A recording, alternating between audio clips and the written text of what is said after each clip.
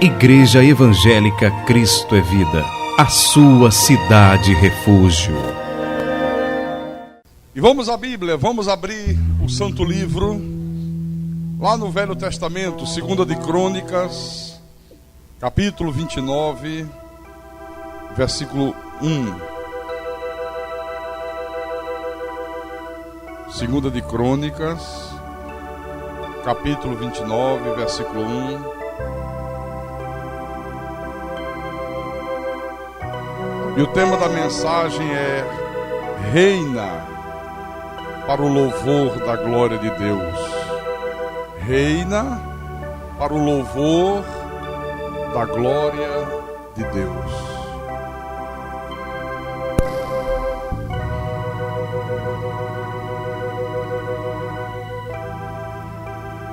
Todos acharam? Então vou ler o texto sagrado, tá? Que diz assim: tinha Ezequias 25 anos de idade quando começou a reinar, e reinou 29 anos em Jerusalém. Sua mãe se chamava Abia e era filha de Zacarias. Fez ele o que era reto perante o Senhor, segundo tudo quanto fizera Davi seu pai. No primeiro ano do seu reinado, no primeiro mês, abriu as portas da casa do Senhor e as reparou. Trouxe os sacerdotes e os levitas, ajuntou-os na praça oriental e lhes disse: ouvi-me, ó levitas, santificai-vos agora e santificai a casa do Senhor, Deus de vossos pais. Tirai do santuário a imundícia, porque nossos pais prevaricaram e fizeram o que era mal perante o Senhor nosso Deus, e o deixaram. Desviaram o seu rosto do tabernáculo do Senhor e lhe voltaram as costas. Também fecharam as portas do pórtico, apagaram as lâmpadas, não queimaram incenso, nem ofereceram holocaustos nos santuários ao Deus de Israel. Pelo que veio grande ira do Senhor sobre Judá e Jerusalém, e os entregou ao terror, ao espanto e aos assobios, como vós o estás vendo com os próprios olhos. Porque eis que nossos pais caíram à espada, e por isso nossos filhos, nossas filhas e nossas mulheres estiveram em cativeiros. Agora estou resolvido a fazer aliança com o Senhor, Deus de Israel, para que se desvie de nós o ardor da sua ira. Filhos meus, não sejais negligentes, pois o Senhor vos escolheu para estardes diante dele, para o servirdes, para serdes seus ministros e queimardes incenso. Vamos orar para que o Espírito Santo fale com a igreja nessa noite. Oremos ao nosso Deus agora. Às vezes calo para ouvir a voz de Deus, então medito para ouvir a sua voz. Quão sutileza tocas no meu coração, e grande paz passo a sentir, sinto emoção. Ouvir tua voz quando me exortas, se é preciso. Ouvir tua voz quando me diz que sou contigo. Ouvir tua voz quando me ensinas o que preciso, me faz sentir cada vez mais que sou teu filho. Senhor Jesus Cristo, nosso Deus e nosso Pai, e agora Queremos ouvir a voz do Teu Espírito Santo. Queremos ser ensinados pelo Espírito da verdade, pelo Espírito de Jesus Cristo. Queremos aprender de Ti. Queremos que o Teu Espírito Santo nos mostre os verdadeiros e retos caminhos que devemos seguir. Queremos ouvir a Tua voz que nos acalma, a Tua voz que nos exorta, a Tua voz que nos anima, a Tua voz que traz descanso para nossas almas. Então fala-nos nessa noite. Fala aos Teus escolhidos, fala aos Teus pequeninos, fala ao Teu povo, fala à Tua igreja, fala aos Teus amados, meu Pai. Usa-me como Teu servo, usa-me como Teu pastor. Inspira-me, capacita-me para que eu possa explanar a Tua palavra da maneira que o Senhor quer que ela seja explanada, com verdade. Porque a minha suficiência, ela vem do Senhor, o Deus eterno, o Deus bendito. E que tudo seja para a Tua honra, para a Tua glória, para o Teu louvor e para o crescimento espiritual da Tua igreja. Eu te peço em nome de Jesus, em nome do Senhor, e que todos que creem digam amém e amém. Diga graças a Deus. Então, meus irmãos amados, minhas irmãs em Cristo, o texto diz: tinha Ezequias 25 anos de idade quando começou a reinar, e reinou 29 anos em Jerusalém. Isso aqui é um simbolismo, porque este reinado aqui, ele simboliza todo o período da nossa existência nessa terra, depois que o Senhor nos chamou das trevas para a sua maravilhosa luz. Então é um período, cada um de nós reina nesse mundo. Nós fomos chamados para reinar, mas reinar para a glória de Deus.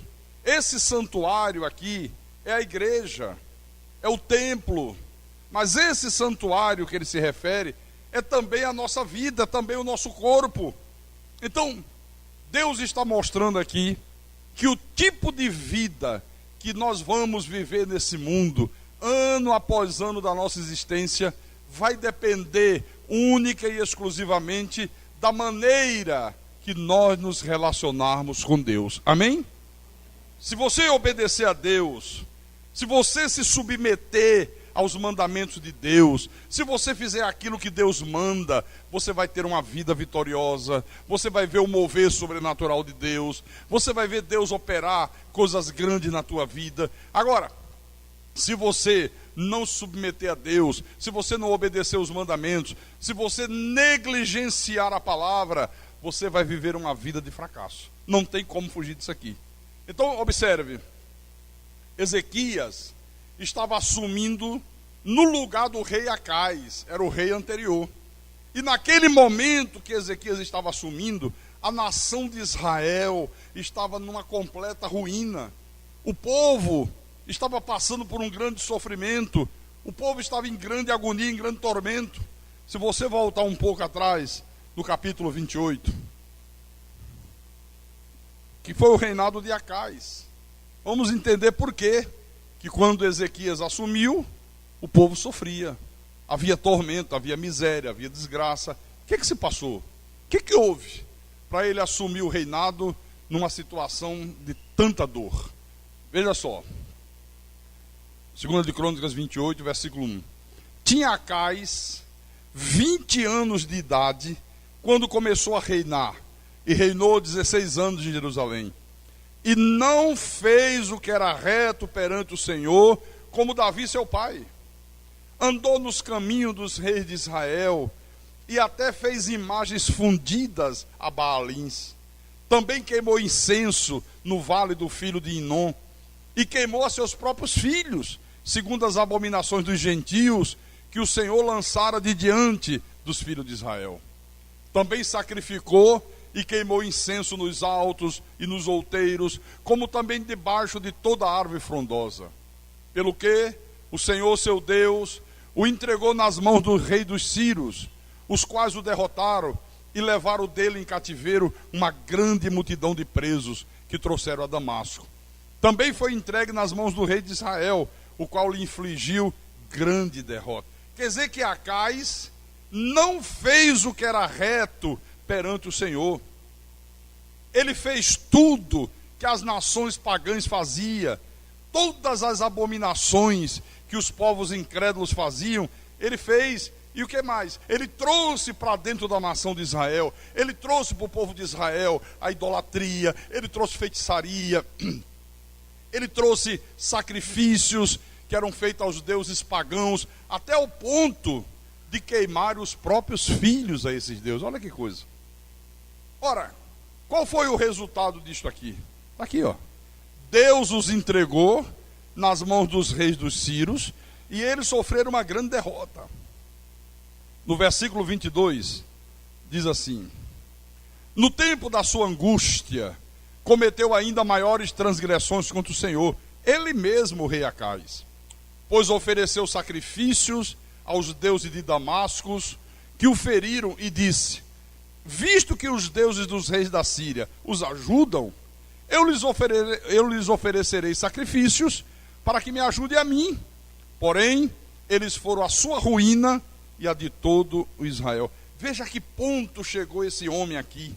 Ele disse: ó, se os de Damasco estão fazendo coisas abomináveis, e se os deuses dele estão ajudando eles, eu também vou fazer o mesmo que eles fazem, para ver se os deuses dele também fazem alguma coisa por mim. Já que eles estão fazendo e diz que os deuses dele estão funcionando, estão ajudando, estão fazendo algo, então também eu vou fazer. Irmãos, quantos que são de Deus estão incorrendo nesse mesmo erro aqui nos dias de hoje? Gente que diz assim: bom, se os de Damasco estão acendendo velas, estão fazendo romaria ao túmulo do Padre Cícero, se os de Damasco estão fazendo promessa para os santos e dizem que alcançam alguma coisa, eu vou fazer também para ver se funciona. Eu também vou fazer a mesma coisa. Eu vou fazer uma romaria, eu vou fazer uma promessa, eu vou fazer um pedido a um santo católico, né? Porque se eles dizem que está melhorando para eles, quem sabe melhora para mim também.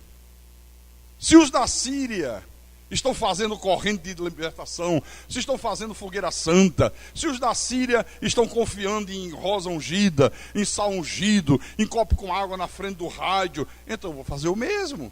Eles estão dizendo que funciona na vida deles. Só que a Bíblia diz aqui que quando o rei Acais passou a fazer essas abominações, isto foi a sua ruína. E o que mais? A ruína de todo Israel. Está aqui, ó. Então você está vendo, meu irmão e minha irmã, que recorrer a estas coisas que Deus abomina produz ruína na tua vida e produz ruína na tua família. Tá aqui. Então veja, foi nesta situação de ruína que Ezequias, filho de Acais, assumiu o reino. Olha que coisa interessante. Vamos ler aqui no capítulo 29, versículo 2. Olha a diferença de um para o outro. Fez ele o que era reto perante o Senhor, segundo tudo quanto fizera Davi, seu pai. Qual foi a primeira coisa que esse homem fez aqui? Quando ele assumiu? Ele restaurou o culto a Deus. Foi a primeira providência que esse homem tomou. Ele conclamou o povo a se santificar e a também santificar o santuário. Ele conclamou o povo a retirar todas as imundícias que havia dentro do santuário. Eu já disse que esse santuário representa a nossa vida, mas representa o templo também. São duas coisas. Veja a visão de uma pessoa que é temente a Deus, né? Quando ele assumiu e viu a derrota, a desgraça, o povo sofrendo, o povo prisioneiro, ele não disse que aquilo de ruim que estava acontecendo era obra do diabo, era obra do capeta. Ele não disse isso aí deve ter sido algum trabalho de macumba que fizeram contra a gente. Porque hoje é assim. Quando a pessoa está passando por dificuldade, quando a pessoa está com a vida virada de ponta cabeça, quando tudo está dando errado, as portas fechadas, tendo prejuízo, sendo alvo de doenças, de enfermidade, o que é que normalmente se diz? Isso é coisa do diabo. O diabo está destruindo a vida de fulano. Isso é o demônio, irmão. Vai fazer uma corrente, vai ungir com óleo, vai procurar um pastor que bote a mão na tua cabeça e manda o demônio sair. Não, esse homem não disse isso. Ele disse, não.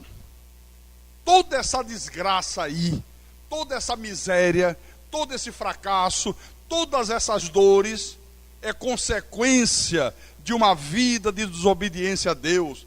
Tudo isto é consequência de um tipo de vida errado que nós herdamos dos nossos pais. Os nossos pais fizeram coisas erradas e nós continuamos fazendo.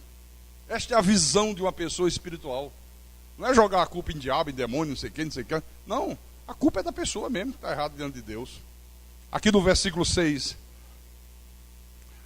ele diz: porque nossos pais prevaricaram e fizeram o que era mal perante o Senhor nosso Deus e o deixaram. Desviaram o seu rosto do tabernáculo do Senhor e lhe voltaram as costas.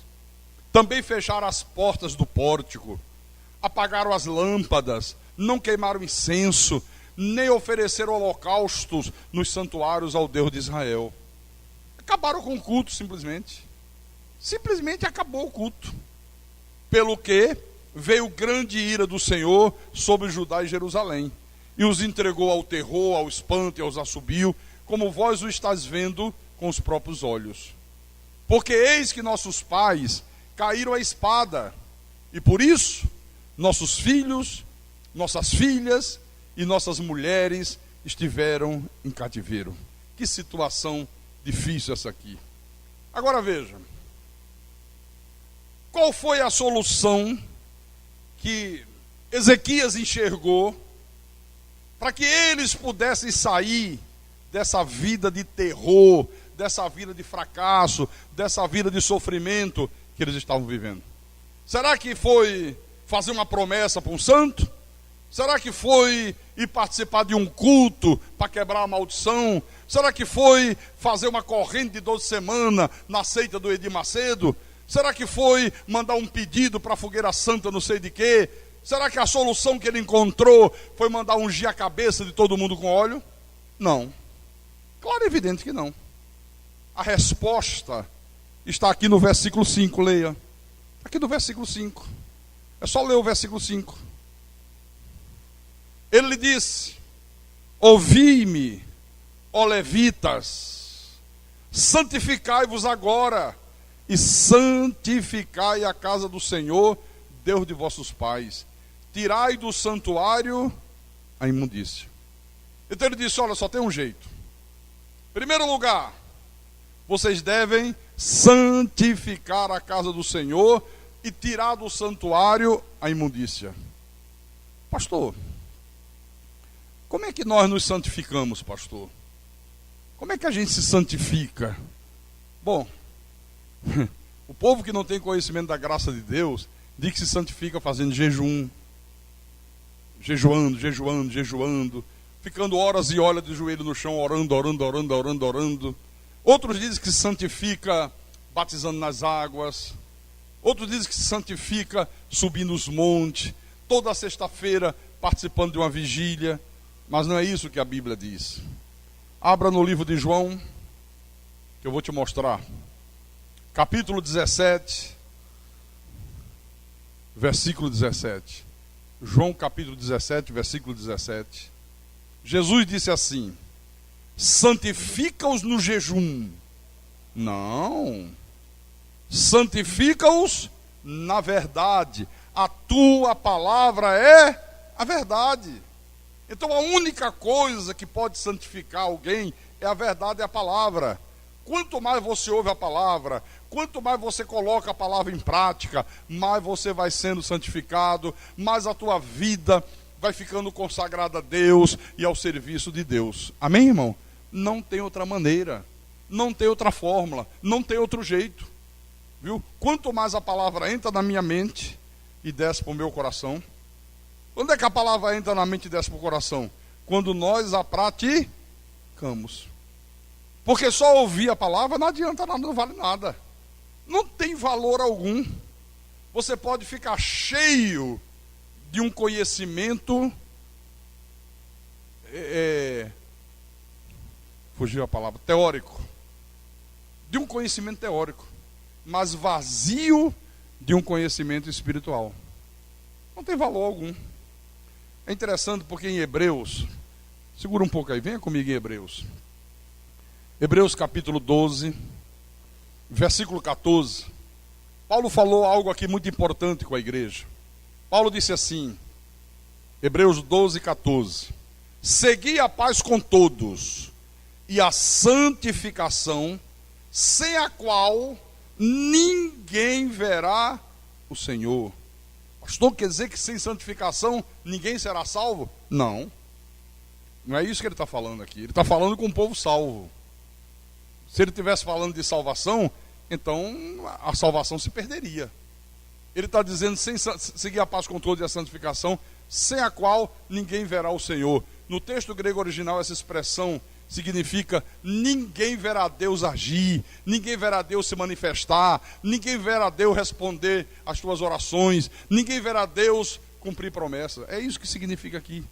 Então, só que esta santificação aqui, no texto grego original, essa palavra é agiasmo. O que significa agiasmo? Porque santificação não é o que se ensina nas igrejas.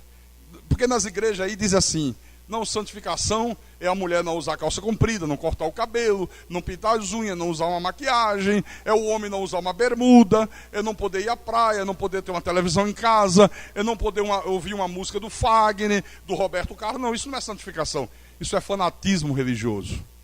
Nós não estamos falando de fanatismo religioso. Aqui não há fanatismo. Agiasmo, santificação, significa viver separado do que é profano, significa temor reverencial, significa dedicação, significa devotamento. Então diga para o teu irmão aí, sem santificação, ninguém verá Deus agir. Diga, ninguém verá Deus agir. Olha, e se Deus não age, vem as derrotas, a vida começa a ficar em ruínas, vem sofrimento, portas que se fecham, inimigos que prevalecem. Agora, o que é viver separado do que é profano? É você viver separado de tudo aquilo que Deus abomina. Tudo. Uma pessoa que tem uma vida de agiasmo, que tem uma vida de santificação, ela vive afastado de tudo aquilo que Deus abomina. Tanto na vida espiritual, como na vida secular. Como no dia a dia da vida. Amém?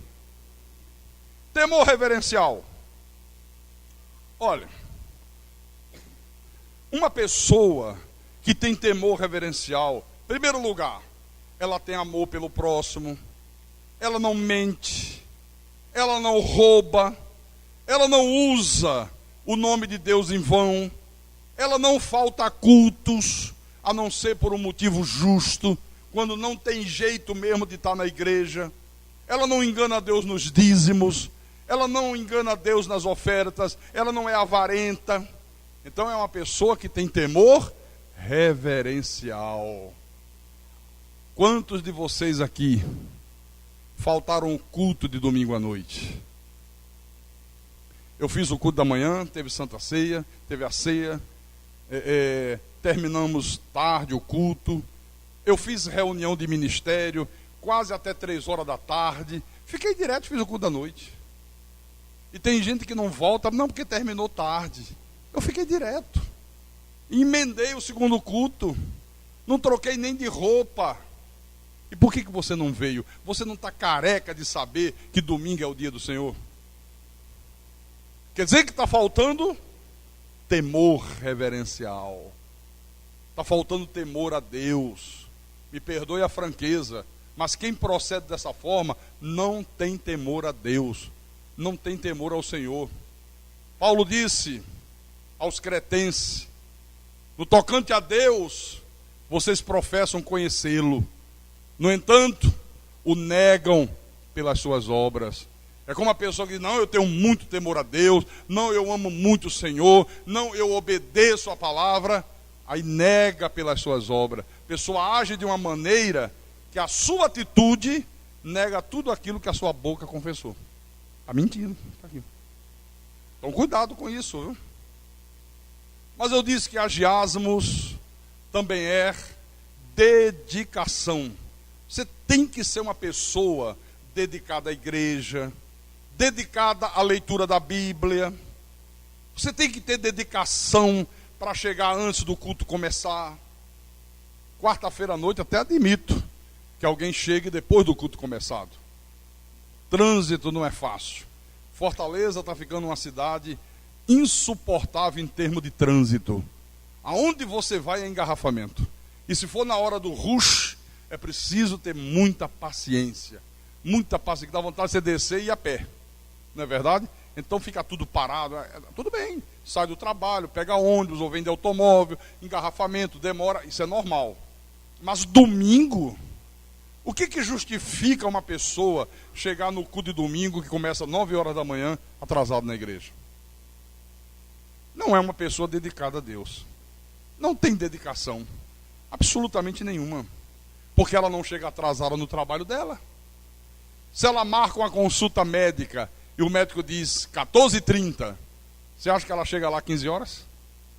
Não, ela chega antes. Ela chega no mínimo meia hora antes, que marcou 2h30. Por que não respeita Deus da mesma maneira?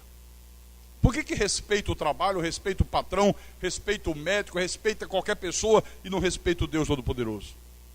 Então Ezequias disse: santificai-vos, tirai a imundícia do santuário.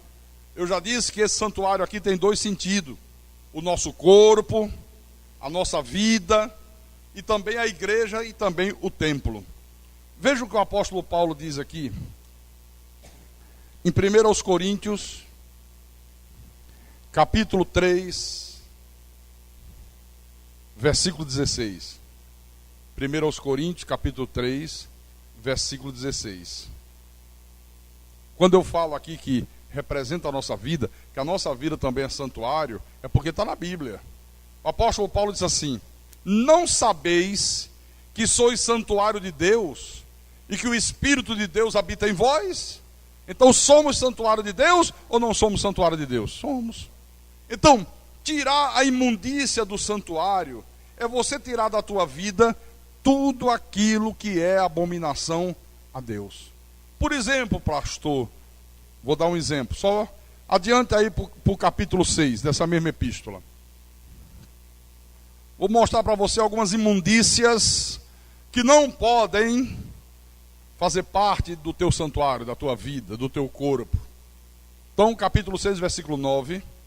Ou não sabeis que os injustos não herdarão o reino de Deus? Não vos enganeis, nem impuros, nem idólatras, nem adúlteros, nem efeminados, nem sodomitas, nem ladrões, nem avarentos, nem bêbados, nem maldizentes, olha aí os fofoqueiros, nem roubadores herdarão o reino de Deus. Tais fostes alguns de vós. Quer dizer que todo filho de Deus é eis alguma dessas coisas horríveis aqui. Tais fostes alguns de vós. Fomos, quando estávamos mortos em delitos e pecados, quando não tínhamos o Senhor Jesus em nossas vidas. Mas vós vos lavastes, mas fostes santificados, mas fostes justificados em o nome do Senhor Jesus Cristo e no Espírito do nosso Deus. Aleluia. Para você não ter dúvida, adiante um pouco e vai em Gálatas. Gálatas capítulo 5, versículo 19.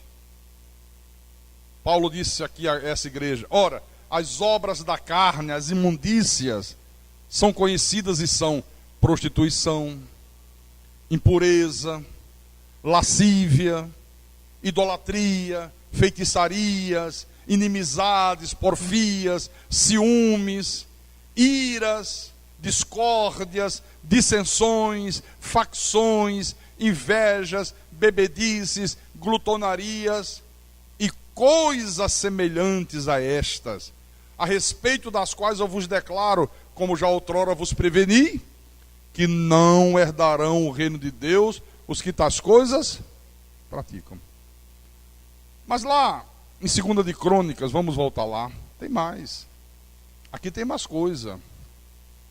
2 de Crônicas, capítulo 29, versículo 6. Encontraram aí? 2 de Crônicas, capítulo 29, versículo 6. Ele disse assim: porque nossos pais prevaricaram e fizeram o que era mal perante o Senhor nosso Deus, e o deixaram. Desviaram o seu rosto do tabernáculo do Senhor e lhe voltaram as costas. Então Ezequias está lembrando aqui ao povo quais foram as imundícias que os pais dele haviam praticado. E ele disse: olha, tira da tua vida essas imundícias, senão a coisa vai ficar mais difícil. Primeiro lugar, prevaricaram. O que é prevaricar? Faltar com o dever. Então é teu dever estar na igreja quarta-feira à noite, é teu dever estar na igreja domingo de manhã, é teu dever voltar domingo à noite. Ah, pastor, mas minha mulher não gosta. Sim, você vai agradar a tua mulher ou a Deus? Pastor, meu marido, olha, cria um caso, para quem voltar à igreja, tem que ir de manhã, tem que voltar à noite, olha, eu vou acabar indo embora.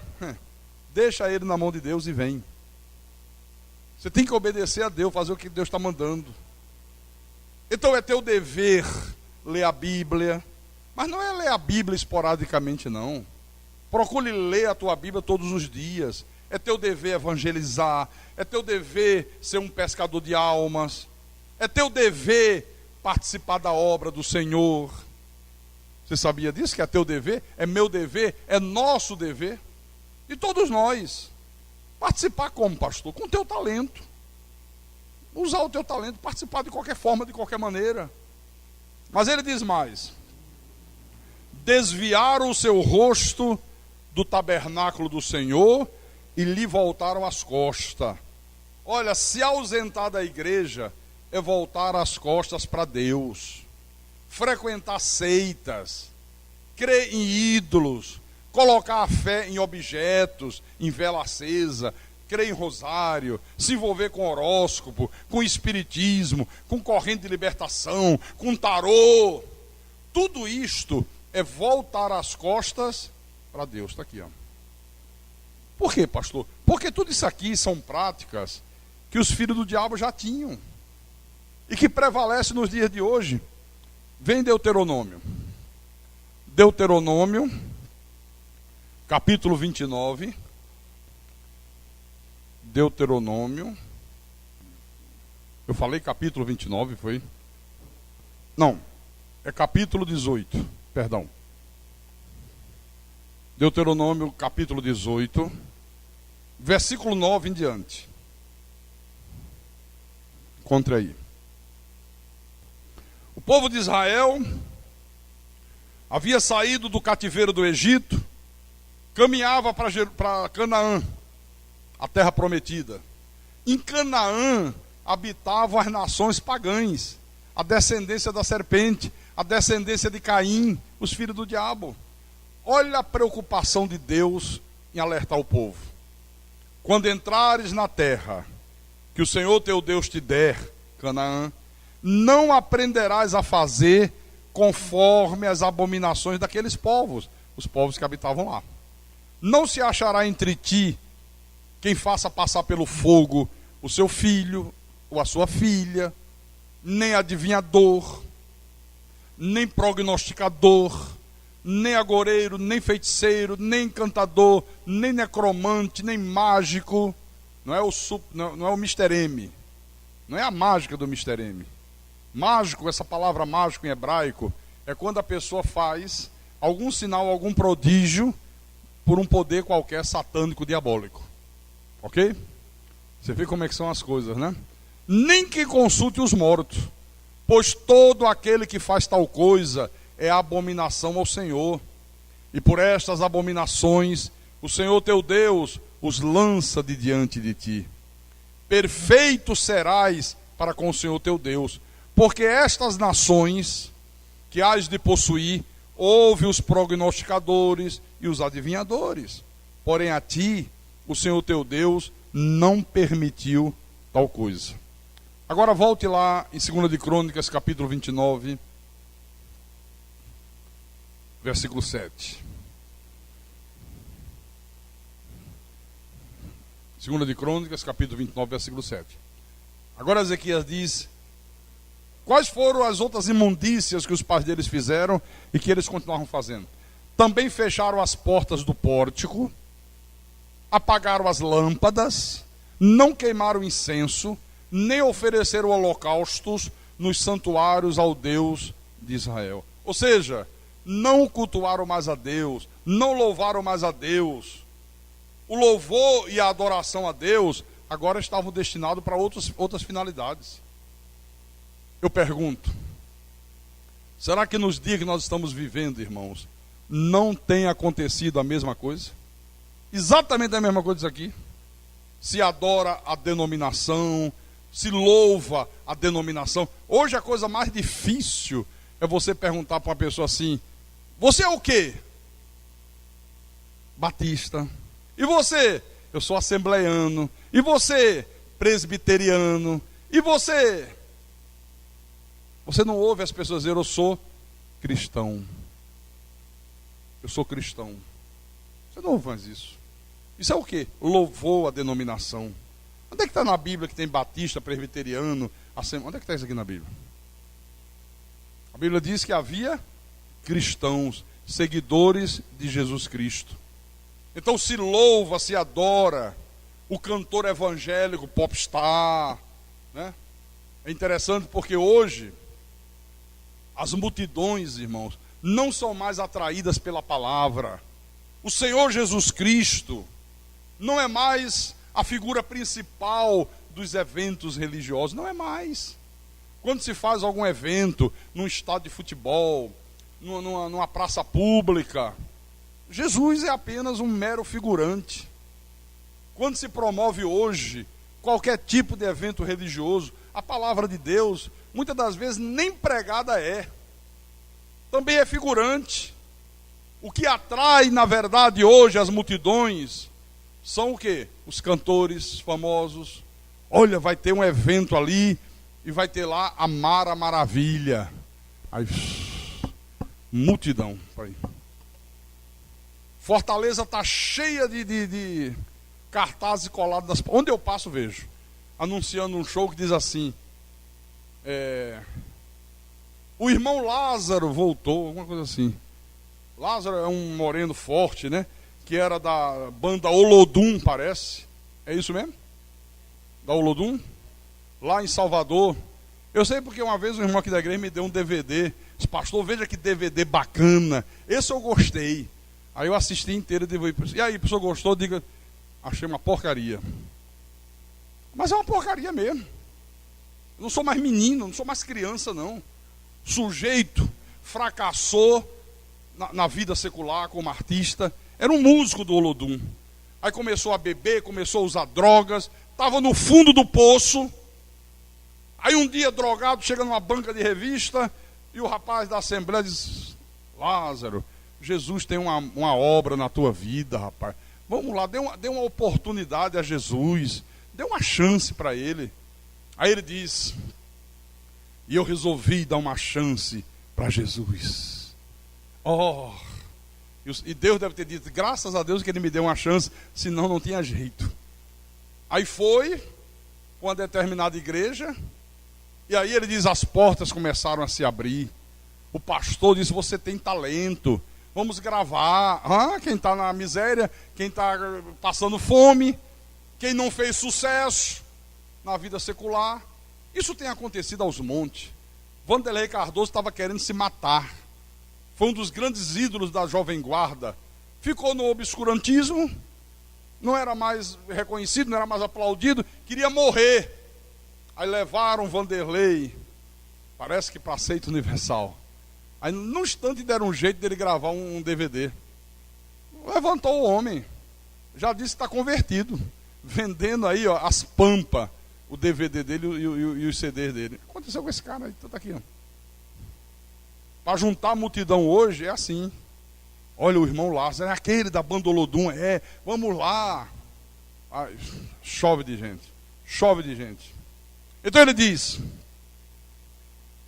tem outros também, né? Que arrasta a multidão. Eu falei da Mara, falei do Lázaro. Me lembra aí? Hã? Régio Danese é aquele que canta assim: entra na minha casa. É livre-arbítrio, né? Entra na minha vida. Eu estou deixando, estou abrindo as portas. E todo o Brasil cantando essa porcaria. Eu não canto. Porque isso é contra a Bíblia. Como é que você pode dizer, entra na minha casa, entra na minha vida? Se o homem está morto em delitos e pecados. Como que pode isso? E as pessoas não conhecem Bíblia e ficam cantando. Você vê que quando a coisa é diabólica, é contrária a Deus, até ateu se emociona. O cara chega num programa de televisão incrédulo, aí começa a cantar: entra na minha casa, entra na minha vida, mexe com minha estrutura. Aí você olha a câmera focando a atriz pornográfica chorando, homossexual derramando lágrimas, né? Lésbica, drogados, homens imorais, indecentes, todo mundo chorando pela música, ó. E eles saem dali crentes que alguma coisa boa aconteceu com eles. Mas é verdade. Isso acontece toda hora e todo instante, né? Toda hora e todo instante. Então tem esse Régio Danese, tem a banda Novo Som.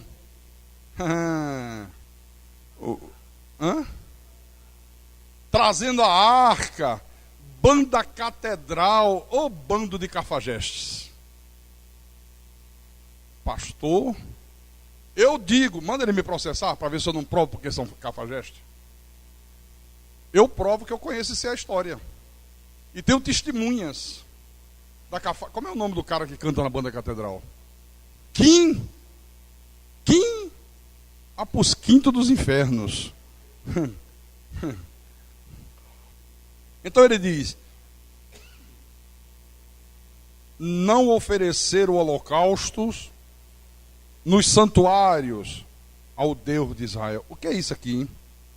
Não oferecer um holocausto. É a infidelidade a Deus nas ofertas. Sabe, o povo não oferecia mais holocausto. Ninguém queria mais fazer sacrifício financeiro. Ninguém queria mais fazer aquilo que a palavra de Deus mandava. Então, quando o povo procedeu desta forma abominável, o que aconteceu? O que sucedeu? Leia o versículo 8 e o versículo 9. Pelo que veio grande ira do Senhor sobre Judá e Jerusalém, e os entregou ao terror, ao espanto e aos assobios, como vós o estáis vendo com os próprios olhos. Porque eis que nossos pais caíram à espada, e por isso nossos filhos, nossas filhas e nossas mulheres estiveram no cativeiro. Quer dizer, os inimigos prevalecem, vem a enfermidade, é a falta de paz, é o divórcio, é o fracasso nos negócios, são os adultérios que destrói famílias, que destrói casamentos, são filhos que vão se tornando rebeldes. Então você tem que se santificar, você tem que cultuar Deus, você tem que tirar as imundícias do santuário de Deus, que é a tua vida, minha irmã, que é a tua vida, meu irmão. Tira as imundícias, mas as imundícias também tem que ser retirada da igreja, também tem que ser retirada do templo. O paganismo, nesse templo aqui, não tem paganismo, graças a Deus, não tem misticismo, aqui não tem, você nunca vai ver aqui distribuindo saquinho de sal grosso, rosa ungida, né? Você nunca vai ver aqui, vamos fazer uma corrente para tirar o capeta, não sei de quem, não sei de onde. Não, isso é coisa do misticismo, do paganismo. Doutrinas de homens. Aqui não tem doutrinas de homens. Aqui não tem política. Aqui não tem maçonaria Que coisa lamentável é uma pessoa se dizer cristã, se dizer convertida e ao mesmo tempo dizer eu sou maçom. Pastores maçons.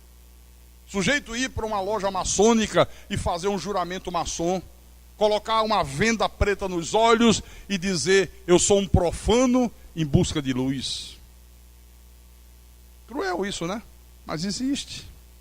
Então, a falta de santidade, a pessoa virar as costas para Deus, as imundícias espirituais, a falta de temor, tudo isto vai gerar ruína na tua vida, tudo isso vai trazer sofrimento para você.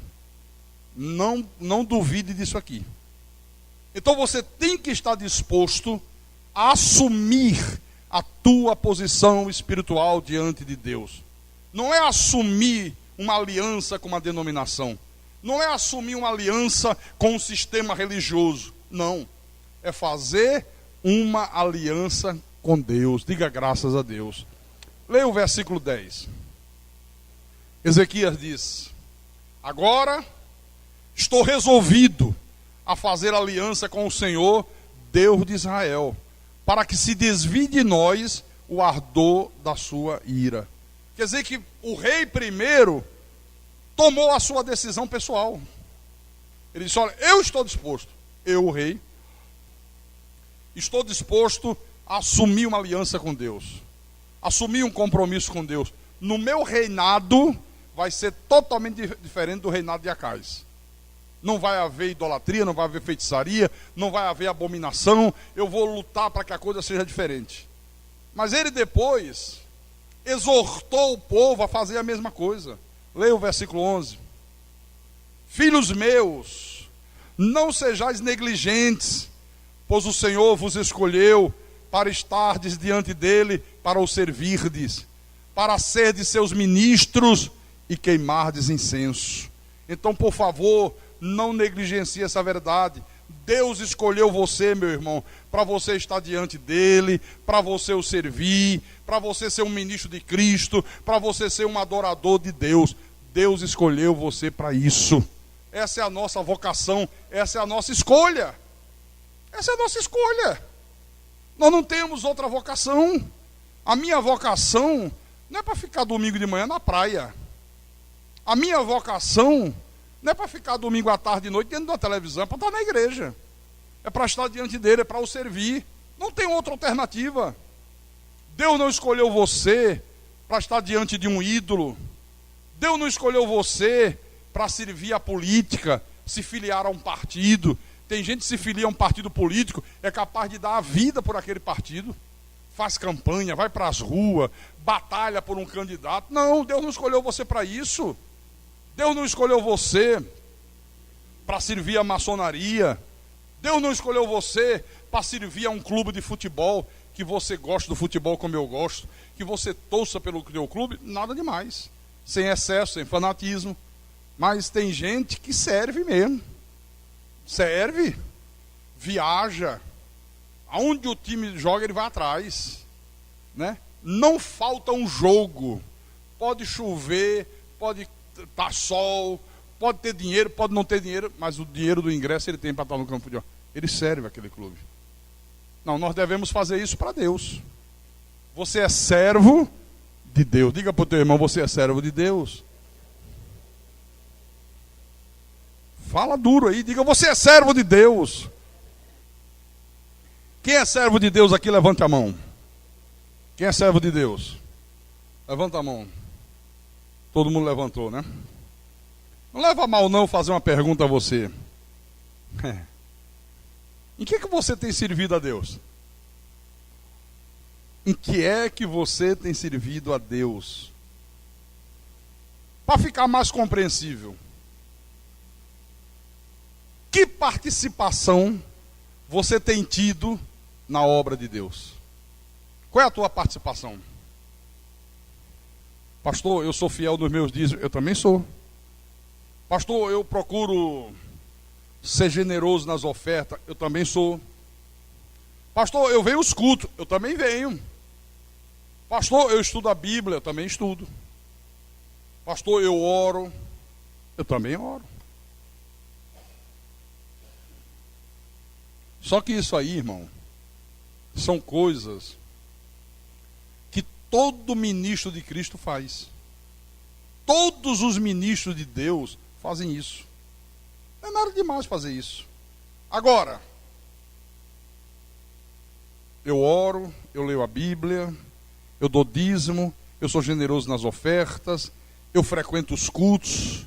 Eu já cansei de falar aqui, se você pegar 365 dias no ano, se eu faltar 5, 6 cultos no ano, é porque eu estava de cama. E estava braba a coisa, senão eu estaria aqui. Porque não é qualquer febrezinha que me tira do altar da igreja. Então eu faço tudo isso. Mas eu sirvo a Deus como pastor, como mestre, como psicólogo da alma. Eu sirvo a Deus como administrador da igreja. Eu administro a igreja. Eu sou o conselheiro espiritual.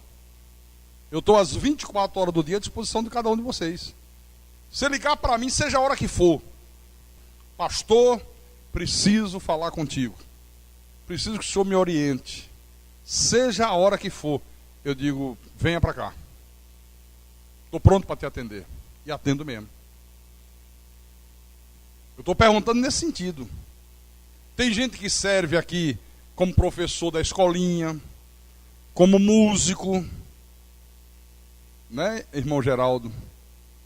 Como cantor, cantora do coral. E vocês, que não foram mencionados nessas coisas aí, têm servido a Deus em quê, hein? Qual é a tua participação na obra? Além de vir ao culto, além da dízimo, da oferta, isso aí todo mundo faz. Isso aí é obrigação de todo mundo fazer. Estou falando de servir nesse aspecto aqui. Pense nisso. Pense nisso. Versículo 15. Ele diz: congregaram a seus irmãos, santificaram-se e vieram, segundo a ordem do rei, pelas palavras do Senhor, para purificarem a casa do Senhor. Os sacerdotes entraram na casa do Senhor para purificar e tiraram para fora, ao pátio da casa do Senhor, toda a imundícia que acharam no templo do Senhor. E os levitas a tomaram para a levarem fora ao ribeiro de Cedron. Versículo 17. Começaram, pois, a santificar no primeiro dia do primeiro mês. Ao 8º dia do mês, vieram ao pórtico do Senhor e santificaram a casa do Senhor em 8 dias.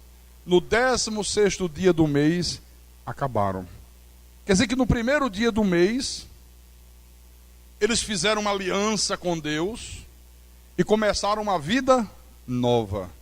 Começaram a se santificar, coisas que eles não vinham fazendo. Está aqui, ó. Agora leia o versículo 30. Versículo 30. Versículo 30.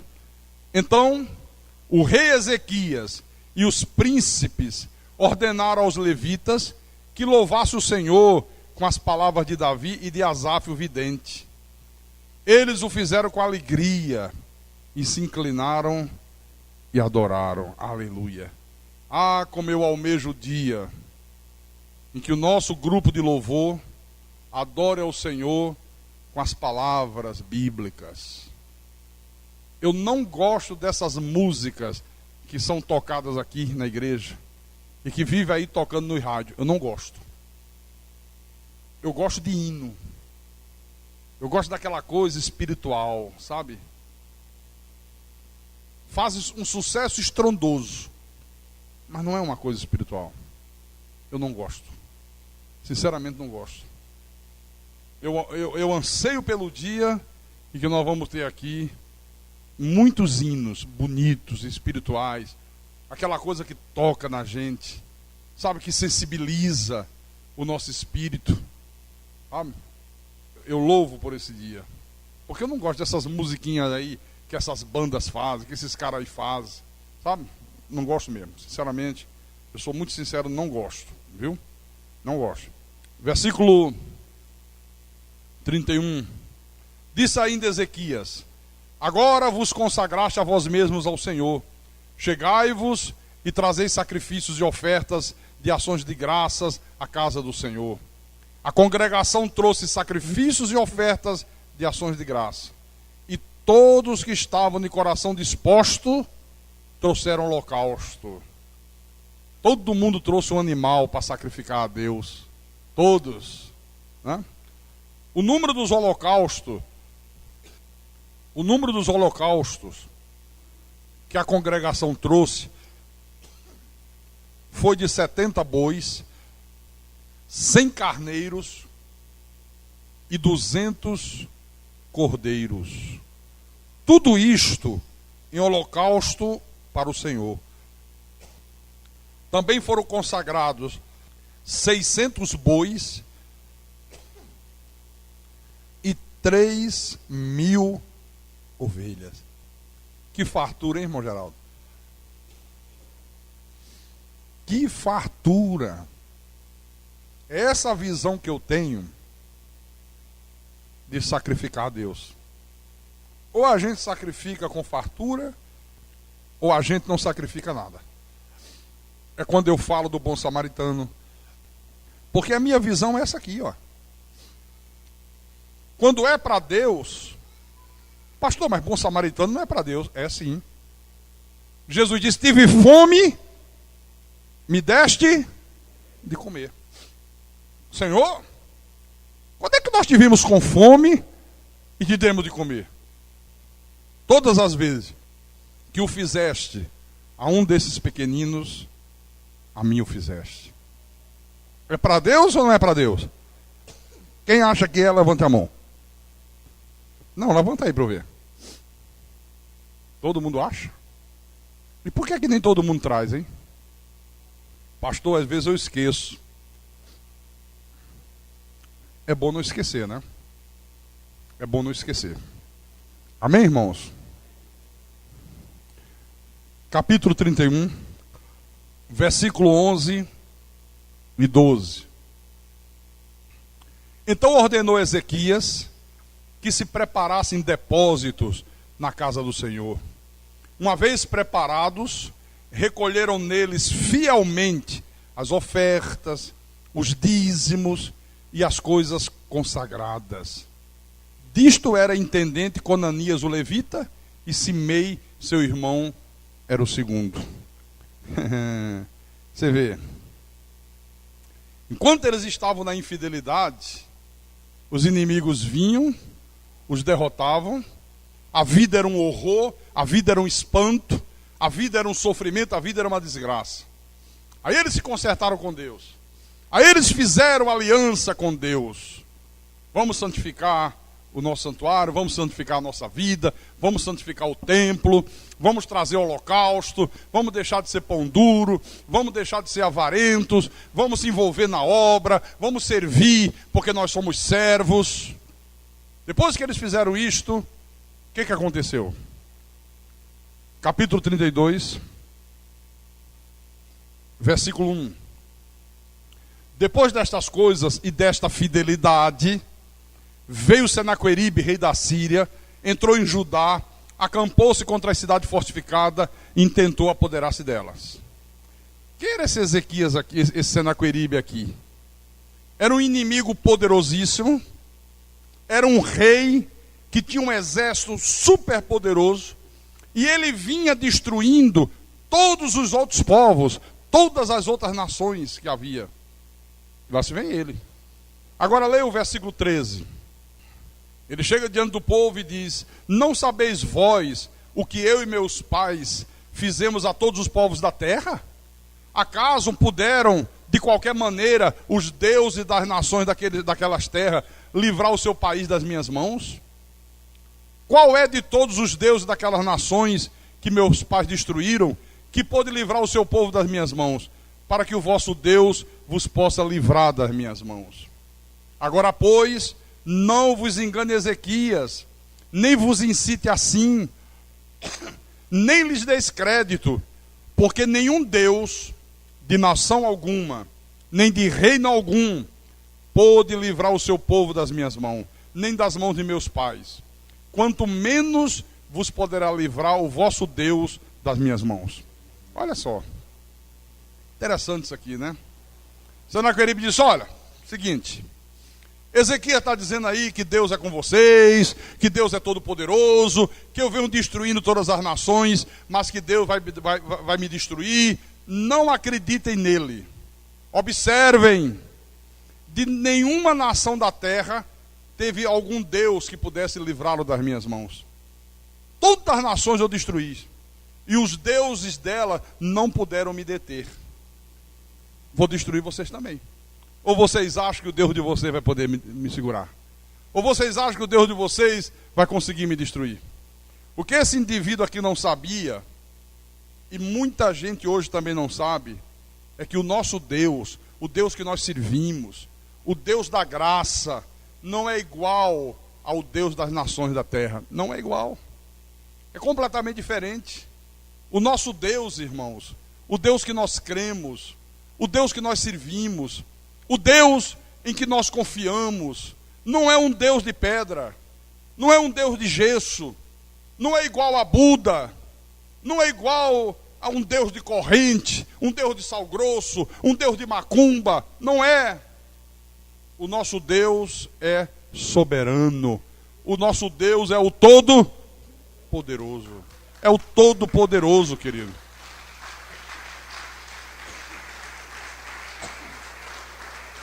Aleluia. No versículo 19,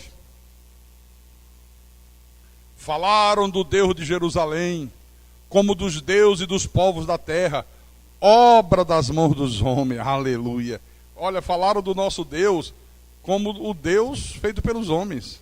Deus de pedra, Deus de gesso, Deus de ouro, Deus de prata. Deus que bebe cachaça numa encruzilhada. Deus que fuma charuto. Deus que aspira fumaça de vela. Não, esse não é o nosso Deus. Não é o nosso Deus.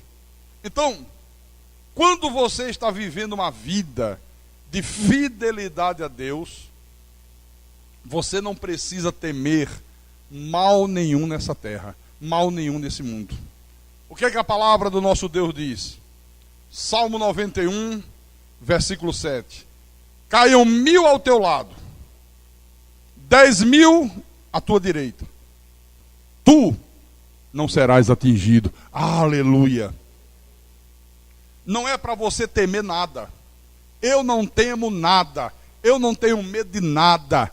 Eu não me acovardo diante de nada. Por quê? Porque eu creio nisso aqui, ó. Deus está dizendo: caiu 1000 ao teu lado, 10.000 à tua direita, tu não serás atingido. Porque você está guardado pelo poder de Deus. Então você vê, né? Todos os reinos da terra vinham sendo destruídos por Senaqueribe. Vinham sendo destruídos pelo rei da Síria. Um exército poderosíssimo. Ezequias e Isaías oraram a Deus, era o Senhor. Olha, ele é muito poderoso, ele vem destruindo todo mundo. Mas nós temos a ti. Nós só temos ao Senhor. Viemos clamar o teu socorro. Viemos pedir a tua ajuda. Olha o que aconteceu. Versículo 20. Versículo 20. Porém o rei Ezequias e Isaías, o profeta, filho de Amós, oraram por causa disso e clamaram ao céu. Então o Senhor enviou um anjo que destruiu todos os homens valentes, os chefes e os príncipes no arraial do rei da Síria. E este, com o rosto coberto de vergonha, voltou para a sua terra. Tendo ele entrado na casa de seu Deus, os seus próprios filhos ali o mataram à espada. Assim, livrou o Senhor a Ezequias e os moradores de Jerusalém das mãos de Senaqueribe, rei da Síria, e das mãos de todos os inimigos, e lhes deu paz por todos os lados. Muitos traziam presentes a Jerusalém, ao Senhor, e coisas preciosíssimas a Ezequias, rei de Judá, de modo que depois disto foi enaltecido à vista de todas as nações. Quer dizer que Deus não livrou o povo apenas de Senaqueribe. Deus livrou o povo de todos os inimigos, da fome, das doenças, das dívidas, da escravidão, dos vícios. Então você está vendo que quando há obediência, Deus faz a obra completa, meu irmão.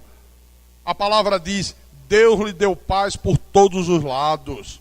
É isso que Deus quer fazer na minha vida. É isso que Deus quer fazer na tua vida. Agora você tem que ser uma pessoa fiel a Deus. Pastor Carlos, mas existe muitos Senaqueribes no mundo de hoje. Existe. Estão aí as guerras, estão aí as epidemias, está aí o desemprego, está aí a fome, está aí a violência, está aí os governos tiranos, os políticos ladrões, estão aí um mundo vil, está aí o sequestro. Veja o terror que o Rio de Janeiro está vivendo nessas últimas 48 horas. Olha o terror que está lá, estabelecido. Você acha que aquilo é o quê?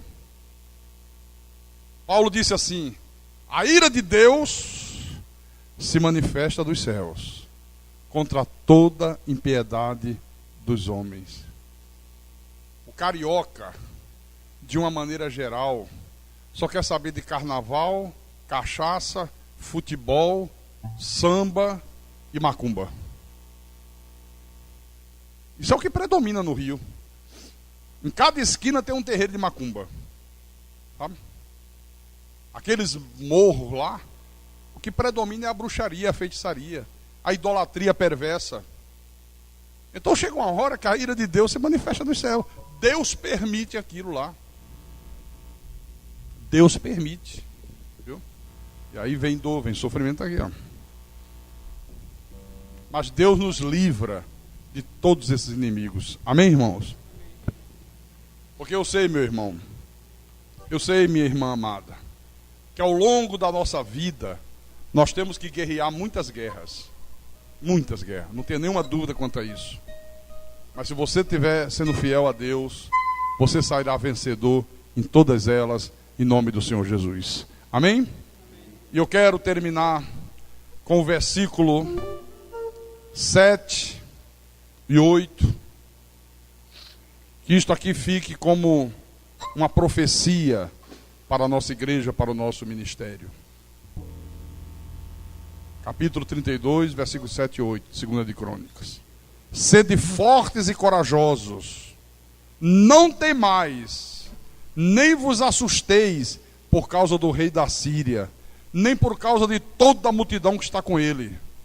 Porque um há conosco maior do que o que está com ele. Aleluia. Com ele está o braço de carne, a força humana, às vezes o dinheiro, às vezes a pessoa tem muito poder político, mas conosco o Senhor nosso Deus, para nos ajudar e para guerrear as nossas guerras. O povo cobrou ânimo com as palavras de Ezequias, rei de Judá. Aleluia, aleluia, aleluia, aleluia. Amém? Então você tem um Deus que está pronto para guerrear todas as tuas guerras em nome do Senhor Jesus Cristo. E quem tem ouvidos, que ouça o que o Espírito falou à igreja nessa noite, em nome de Jesus Cristo, para a glória do Deus Todo-Poderoso. Aleluia, aleluia, aleluia. Vamos ficar de pé. Fique de pé, feche os teus olhos, curva a tua cabeça, eleve o teu pensamento ao alto.